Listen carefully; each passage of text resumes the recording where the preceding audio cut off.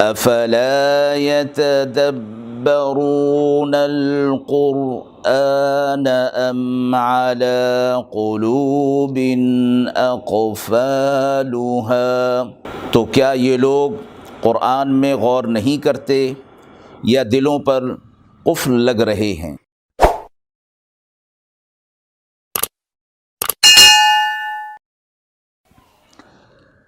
بسم اللہ الرحمن الرحیم۔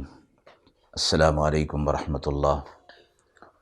ناظرین کرام، قرآن مجید کے پاروں کے خلاصے کے اس پروگرام میں آج پارہ نمبر 16 کا خلاصہ پیش خدمت ہے۔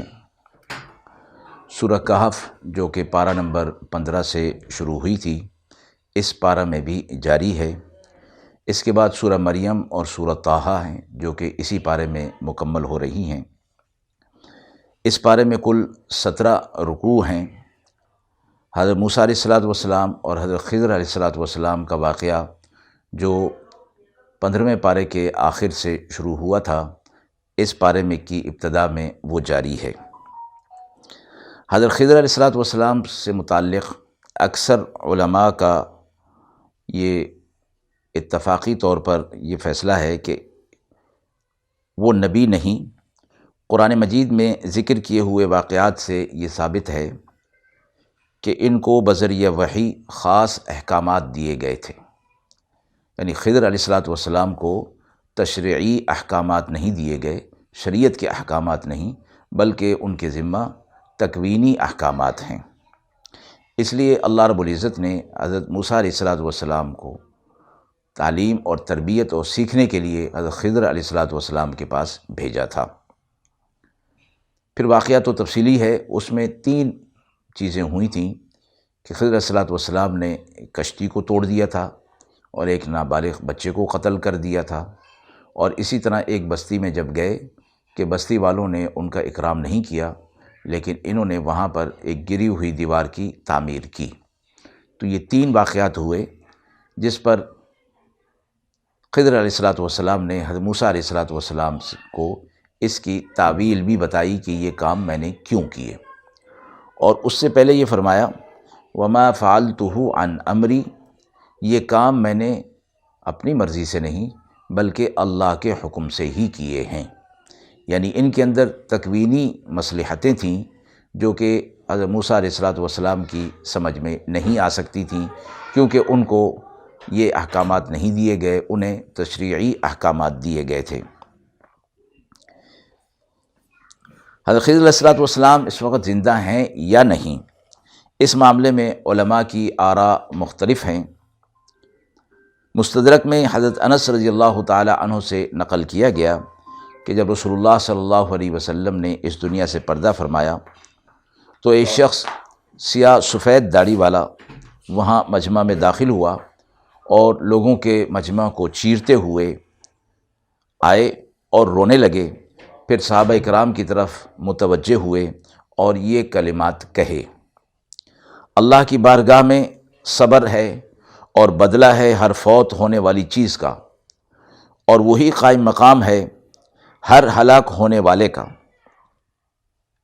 امن اس کے لیے ہی، اس لیے اسی کی طرف رجوع کرو، اس کی طرف رغبت کرو، اور اس بات کو دیکھو کہ وہ تمہیں مصیبت میں مبتلا کر کے تمہیں آزماتا ہے۔ اصل مصیبت زدہ وہ ہے جس کی مصیبت کی تلافی نہ ہو۔ یہ کہہ کر رخصت ہو گئے۔ حضرت ابوبکر صدیق رضی اللہ تعالی عنہ اور حضرت علی رضی اللہ تعالی عنہ نے فرمایا یہ خضر علیہ السلام تھے۔ اہم بات یہ ہے کہ حضرت خضر علیہ السلام کے موت و حیات سے ہمارا کوئی ایمانی، اعتقادی یا عملی مسئلہ متعلق نہیں ہے، اس لیے قرآن و سنت میں اس کی کوئی وضاحت اور صراحت نہیں فرمائی گئی ہے۔ چونکہ واقعہ یہ مذکور تھا، اس لیے اتنی تفصیل جو عرض کی گئی یہی کافی ہے۔ رکوع 2 آیت نمبر 94۔ قالوا یا ذا القرنین ان یأجوج ومأجوج مفسدون فی الارض۔ ذوالقرنین ایک بادشاہ گزرے ہیں کہ جس سرزمین پر یہ تھے وہاں کے لوگوں نے ان سے کہا کہ یہ یاجوج ماجوج یہ ہمیں تنگ کرتے ہیں، لہٰذا ہمیں ان سے بچاؤ کی کوئی صورت، کوئی حفاظت کی کوئی تدبیر کر دی جائے۔ تو انہوں نے ایک دیوار بنا دی تھی، اس کو سد کہا گیا، یعنی رکاوٹ، کہ جو عام لوگوں اور یاجوج ماجوج کے درمیان تھی۔ یاجوج ماجوج کے بارے میں فرمایا گیا کہ یہ انسانوں ہی کی قومیں ہیں، نوح علیہ السلام کی اولاد میں سے ہیں، ان کی تعداد ساری انسانی آبادی سے زائد ہے۔ بخاری میں روایت ہے حضرت ابو سعید خدری رضی اللہ تعالی عنہ سے کہ آپ صلی اللہ علیہ وسلم نے فرمایا، بیت اللہ کا حج اور عمرہ یاجوج ماجوج کے خروج کے بعد بھی جاری رہے گا۔ رکوع 3 آیت نمبر 103، قل هل ننبئکم بالاخسرین اعمالا۔ کچھ لوگ اعمال کو، یعنی اپنے برے اعمال کو، غلط اعمال کو نیک سمجھ کر اس پر محنت اور کوشش کرتے رہتے ہیں، مگر اللہ کے نزدیک ان کے اعمال کی کوئی قدر نہیں ہوتی۔ اور فرمایا کہ یہ کون سے اعمال ہیں؟ یہ صورت دو چیزوں سے پیدا ہوتی ہے، فساد اعتقاد اور ریاکاری۔ یعنی جب اعتقاد صحیح نہیں، عقیدہ صحیح نہیں، اس عقیدے کے بعد اس عقیدے کے رکھتے ہوئے جو عمل کیا جائے گا، وہ عمل اگرچہ ظاہر میں بہت اچھا ہے لیکن اللہ کے ہاں وہ مقبول نہیں۔ اسی طرح ریاکاری میں جو عمل کیا جائے وہ عمل صالح ہو اور کتنا ہی اچھا کیوں نہ ہو، اللہ کے ہاں اس کی کوئی قدر نہیں۔ آیت نمبر 105، فَلَا نُقِيمُ لَهُمْ يَوْمَ الْقِيَامَةِ وَزْنًا۔ ایسے ہی لوگوں کے بارے میں فرمایا گیا کہ جن کا اعتقاد ٹھیک نہیں اور جو ریاکاری کر کے اپنے اعمال کرتے ہیں اور سمجھتے ہیں کہ ان کے اعمال بہت وزنی ہوں گے اور ان کے اعمال اجر اور ثواب والے ہوں گے، فَلَا نُقِيمُ لَهُمْ يَوْمَ الْقِيَامَةِ وَزْنًا۔ قیامت کے دن ان کے اعمال کا کوئی وزن نہیں ہوگا، کسی شمار میں ان کے اعمال نہیں ہوں گے، اور وہ وہاں حسرت پائیں گے کہ ہم دنیا کے اندر اعمال کر رہے تھے لیکن آج ان اعمال کا کوئی ہمیں ثواب اور اجر نہیں مل رہا۔ اس کے بعد سورہ مریم شروع ہو رہی ہے جو کہ مکی صورت ہے۔ سورہ مریم میں واقعات عجیبہ بیان ہوئے ہیں جیسے کہ سورہ کہف میں بیان ہوئے تھے۔ رکوع نمبر 4 آیت نمبر 3، نداء خفیہ۔ حضرت زکریا علیہ السلام کے بارے میں فرمایا گیا کہ انہوں نے اللہ سے اللہ کو پکارا خفیہ طور پر، دل میں آہستہ کے ساتھ۔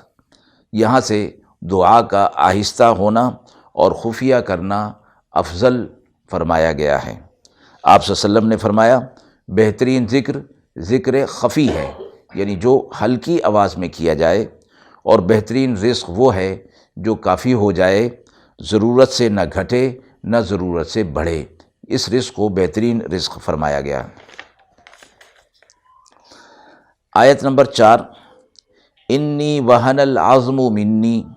زکریا علیہ السلام نے اپنے ضعف اور کمزوری کا ذکر فرمایا، تو یہاں سے علماء مفسرین نے یہ نقطہ بیان فرمایا کہ انسان کو چاہیے کہ اللہ سے جب دعا کرے تو اللہ کی حمد و ثنا بیان کرے، اللہ کی نعمتوں کا شکر ادا کرے اور پھر اپنی حاجت کا ذکر کرے۔ اس طریقے پر دعا کی قبولیت کا قوی امکان ہے۔ رکوع 5 میں حضرت مریم علیہ السلام کا واقعہ مذکور ہوا ہے۔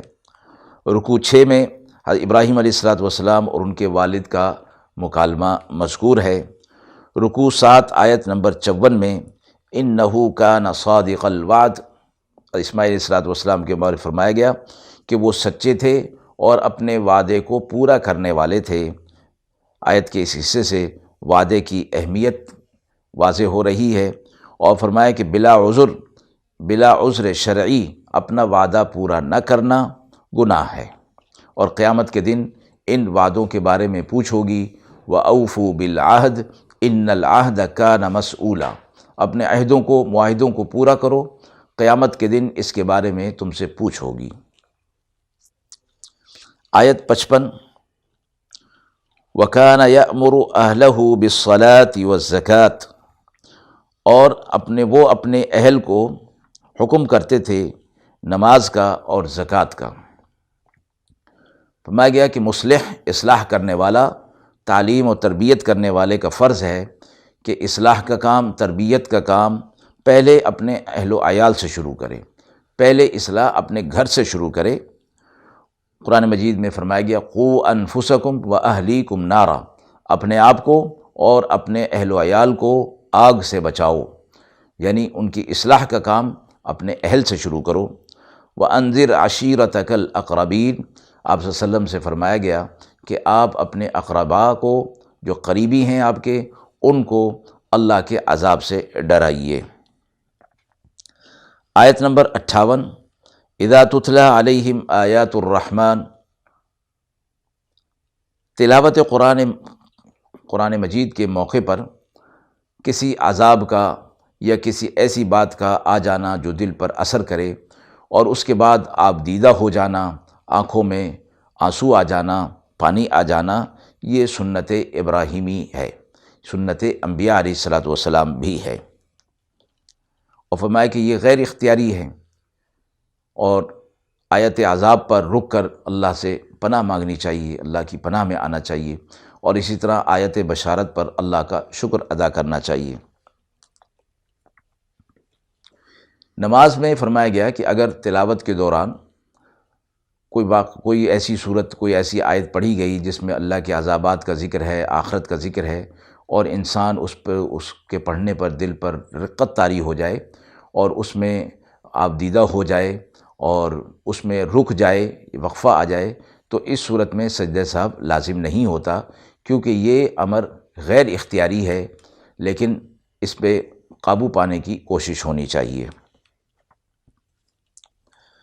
آیت نمبر 59، اضاعوا الصلاۃ، نماز کو ضائع کرنا، فرمایا کہ بہت بڑا گناہ ہے،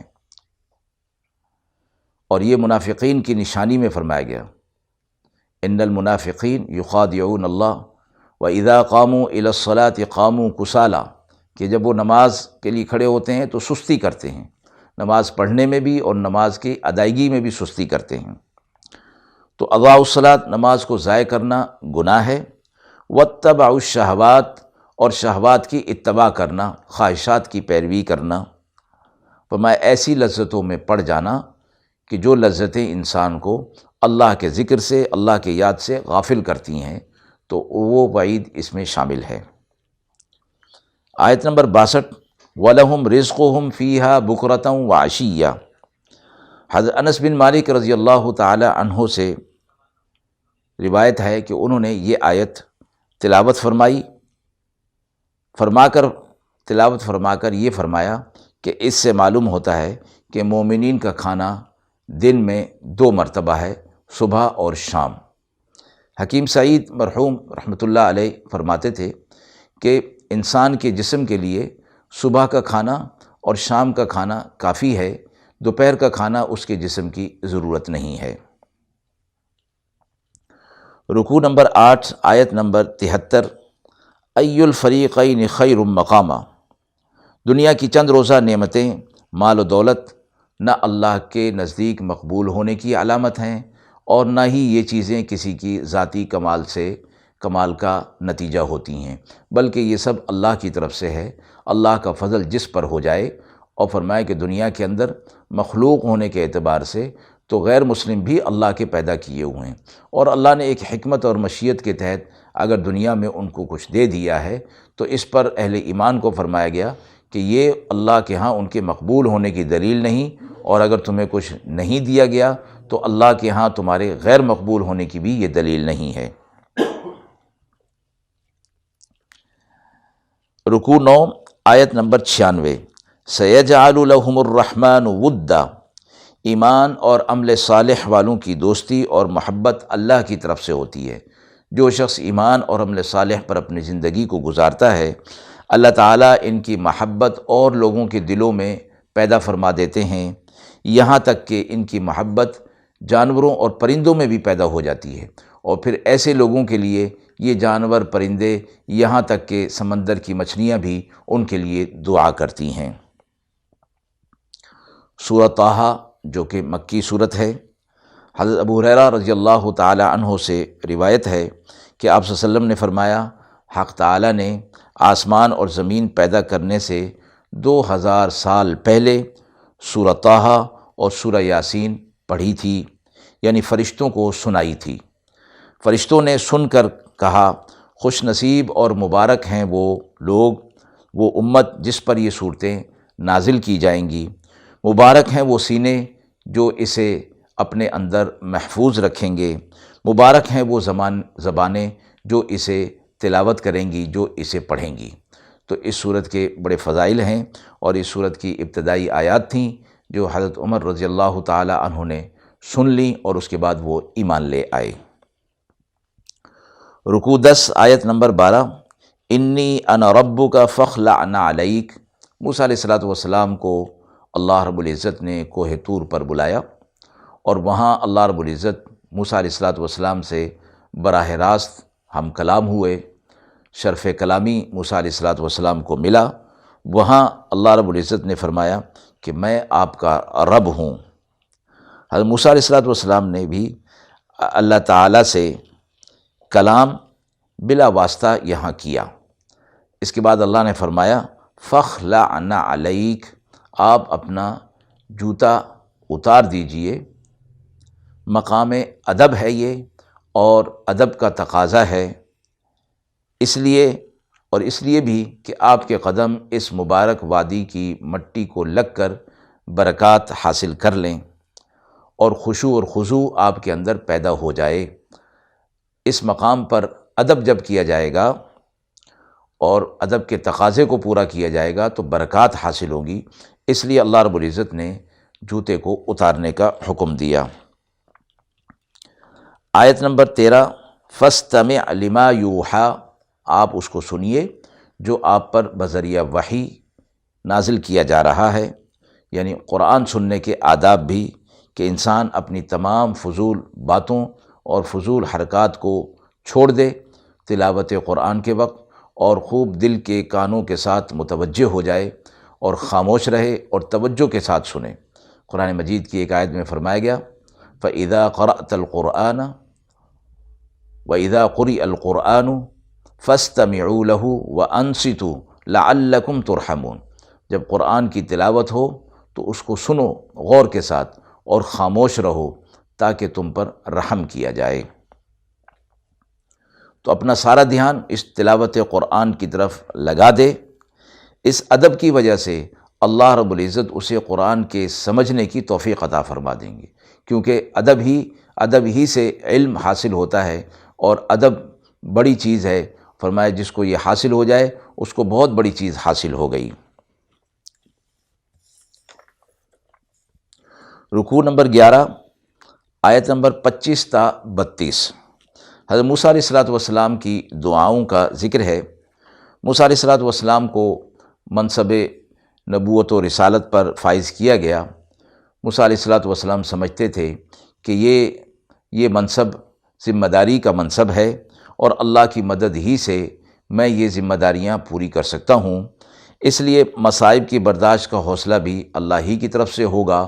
اور جن حالات میں موسیٰ علیہ السلام نبوت کے کام کو لے کر آگے بڑھ رہے تھے اور اٹھ رہے تھے، اس میں موسیٰ علیہ السلام نے اللہ تعالیٰ سے دعائیں فرمائیں، اور ان 5 دعاؤں کو ان آیات کے اندر ذکر فرمایا گیا ہے۔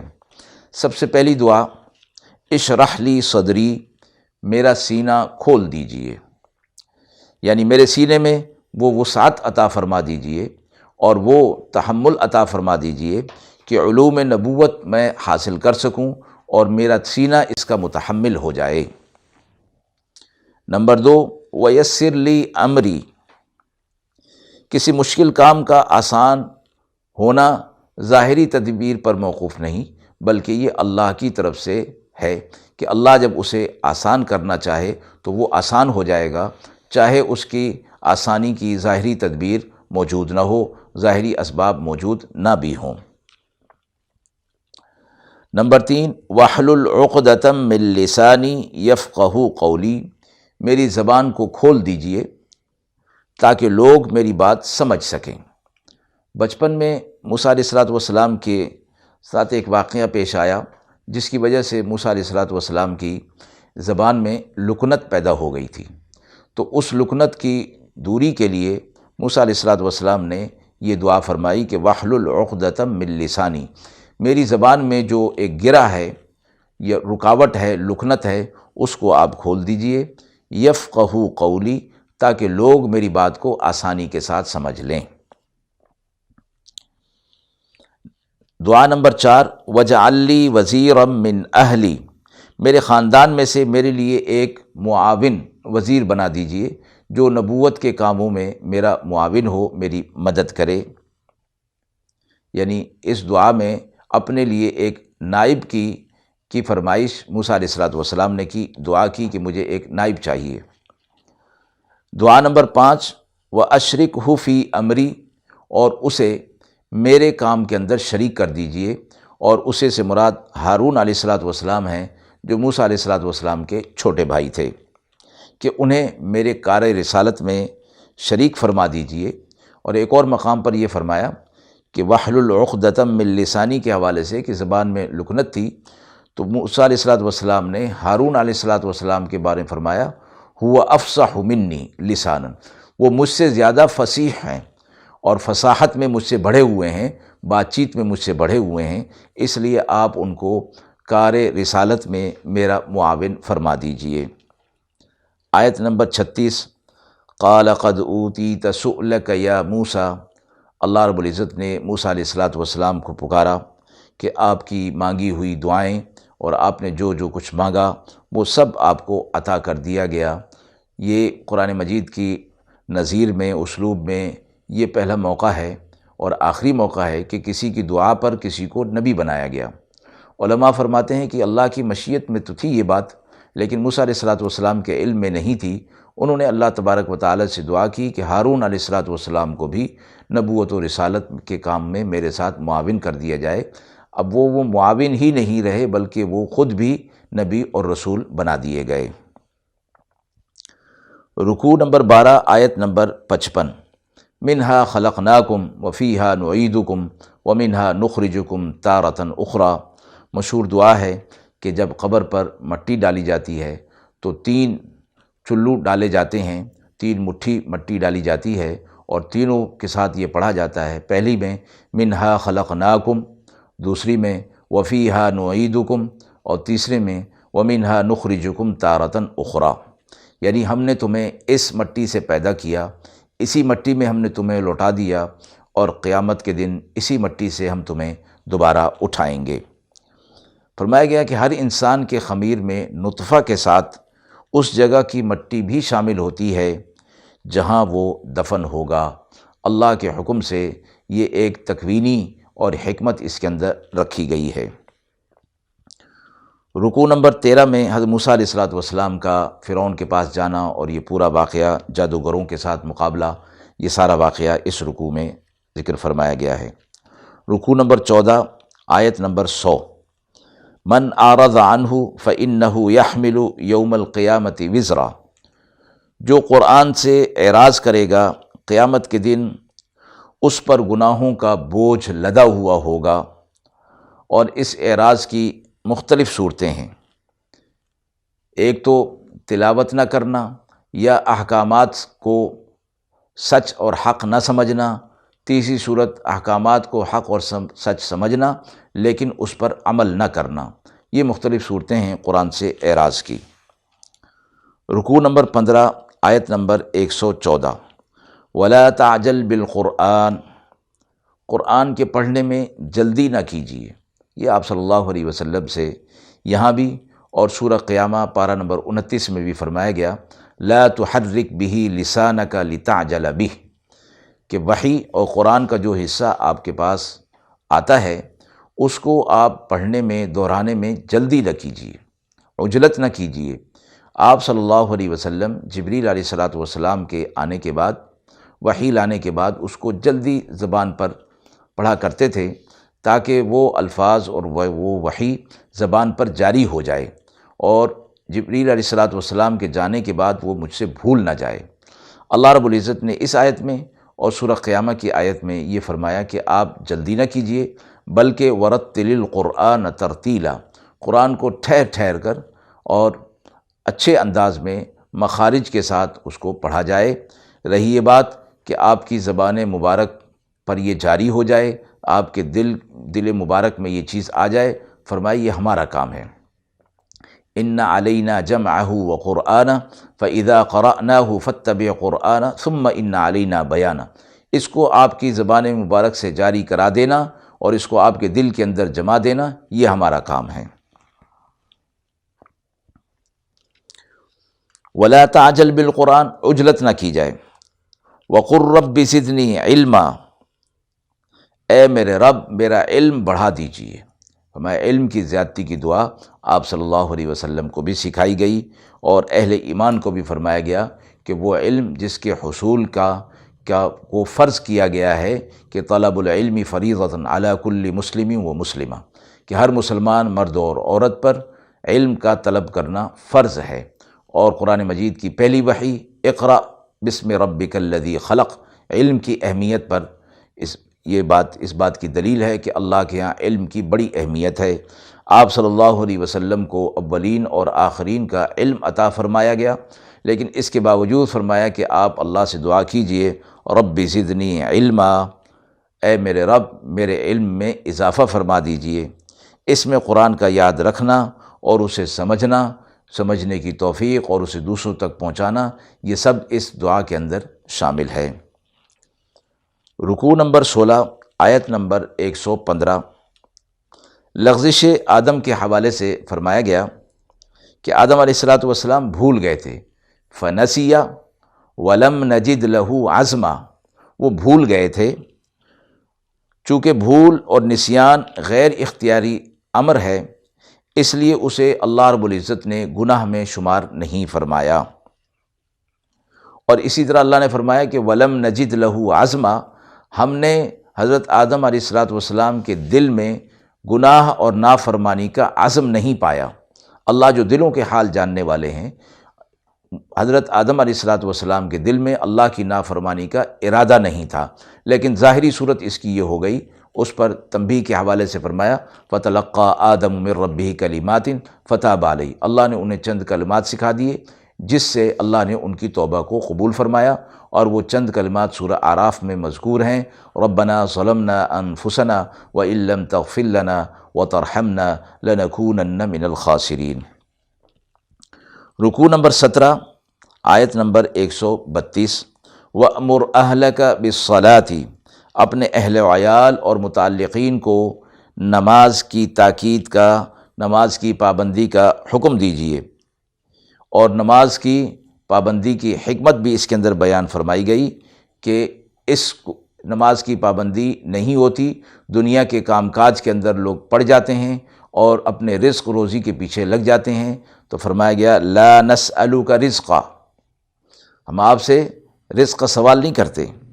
جو آدمی نماز اور اللہ کی عبادت میں لگ جاتا ہے، اللہ رب العزت اس کے لیے رزق کا معاملہ آسان فرما دیتے ہیں، اور ویسے بھی اللہ رب العزت ہی رازق ہیں، رزق کا ذمہ اللہ نے اپنے اوپر رکھا ہے، وما من دابۃ فی الارض الا علی اللہ رزقها، اور ایک آیت میں فرمایا ان اللہ هو الرزاق ذو القوۃ المتین، اللہ رزاق ہے، قوت والا ہے اور مضبوط ہے۔ تو اسی طرف دھیان ہونا چاہیے کہ اللہ کے احکامات کو، اللہ کی عبادت جس میں سب سے اہم چیز نماز ہے، اس کی طرف متوجہ ہو جانا چاہیے۔ آیت نمبر 135 پر پارہ نمبر 16 مکمل ہوا۔ وآخر دعوانا ان الحمد للہ رب العالمین۔